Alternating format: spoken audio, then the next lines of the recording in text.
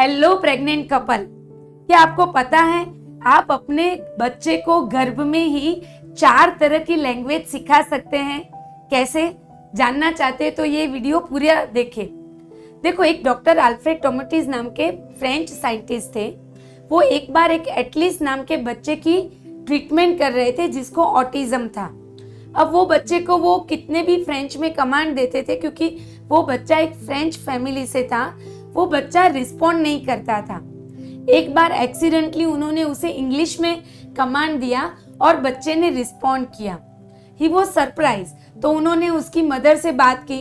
उनकी मदर ने कहा कि जब वो प्रेग्नेंट थी वो एक ऐसी जगह पर काम करती थी जहाँ पे सब लोग इंग्लिश में बात करते थे और दिन का ज्यादातर वक्त वो वहीं बिताती थी।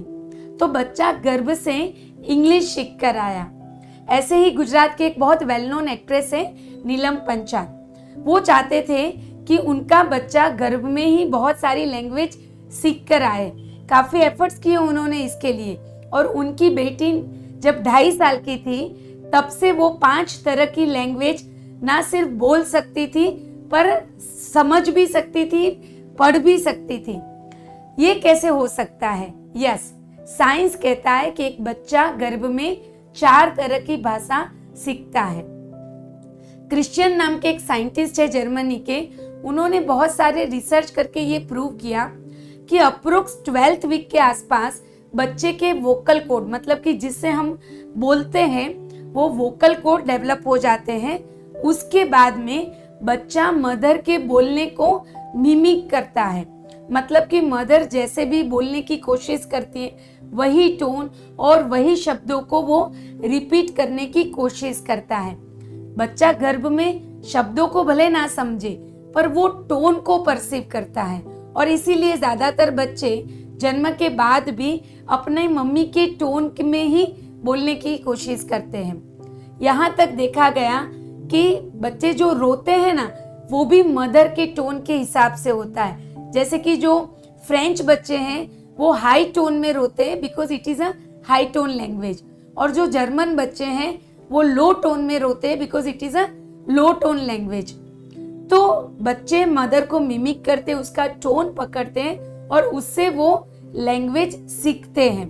बहुत सारे रिसर्च हुए, जैसे कि बच्चे को गर्भ में टाटा वर्ड्स वाला म्यूजिक सिखाया गया और सुनाया गया, और बाद में जब बच्चे वो म्यूजिक 1 साल के बाद भी सुनते हैं, बीच में 1 साल तक वो म्यूजिक नहीं सुनाया गया, 1 साल के बाद भी वो सुनते हैं, तो वो रिस्पॉन्ड करते हैं कि ये म्यूजिक उन्होंने सीखा हुआ है।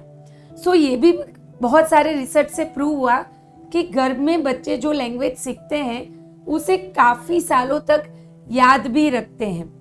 अब ये सब सुनकर डेफिनेटली आपके मन में होता होगा कि हम कैसे अपने बच्चे को गर्भ से लैंग्वेज सिखाएं।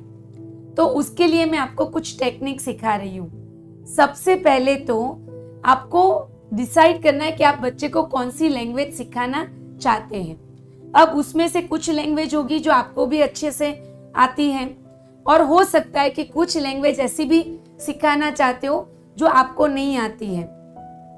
जो लैंग्वेज आपको आती है वो लैंग्वेज के लिए there are very simple techniques. आप बच्चे से बातें करो, गर्भ संवाद करो। गर्भ संवाद करते वक्त पूरे इमोशंस जनरेट करो जिससे बच्चा वो टोन को पकड़े, और शब्द जो हैं वो बहुत क्लियर और लाउड एंड इमोशनली बच्चे से बात करते वक्त बोलो। और जब बच्चे से गर्भ संवाद करो, 2 लैंग्वेज को मिक्स मत करना, मतलब थोड़ा हिंदी थोड़ा इंग्लिश, ऐसा नहीं।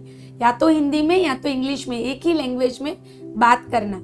और हो सके तो साथ में एक्शन भी करना ताकि बच्चा अच्छे से वो शब्द के मीनिंग समझ पाए। वो लैंग्वेज के नए नए वर्ड्स आप सीखना डिक्शनरी से, जो भी आपके बच्चे तक वो नॉलेज जाए। अब जो लैंग्वेज आप नहीं जानते हैं उसके लिए आपको उसे सुनना पड़ेगा।